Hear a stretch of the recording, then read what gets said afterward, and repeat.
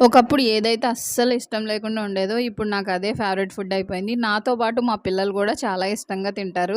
ఏంటంటే చిన్నప్పుడు half days జరిగేవి కదా! అదే అండి ఒంటిపూట స్కూల్స్ అనేవాళ్ళం గదా! అప్పుడు మా ఫ్రెండ్స్ అందరూ టిఫిన్ బాక్సులు తెచ్చుకునేవారు. మా ఇల్లు దగ్గరైనా గానీ, నేను కావాలని టిఫిన్స్ తీసుకెళ్ళేదాన్ని. అమ్మేమో వారానికి 4 రోజులు ఈ చోడిపిండి అట్టే ఏసి పెట్టేది.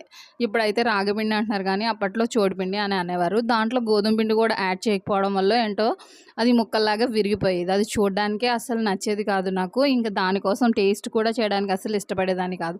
మా ఫ్రెండ్స్ కొంతమందికి అది ఇచ్చేసి వాళ్ళు తెచ్చుకున్న అట్టు, ఇడ్లీ, దోస ఇలాంటివి నేను తీసుకొని తినేదాన్నమాట. రాను రాను అమ్మ ఎక్కువగా చేసి పెట్టడము, ఎదిగిన తర్వాత దాని హెల్త్ బెనిఫిట్స్ తెలుసుకోవడం వల్లో ఏంటో తెలీదు, నాకిది చాలా ఫేవరెట్ అయిపోయింది. రాగిపిండితో చేసిన పిట్టు గానీ, రాగిపిండి తోప కూడా చాలా బావుంటుంది. కుడుములు, అట్లు ఇలా నేను వారానికి కనీసం 4, 5 సార్లు ఇవే వేస్తూ ఉంటాను స్నాక్స్ లాగా. మీలో ఎంతమందికి రాగిపిండితో చేసినయి ఇష్టమో కామెంట్ చేయండి.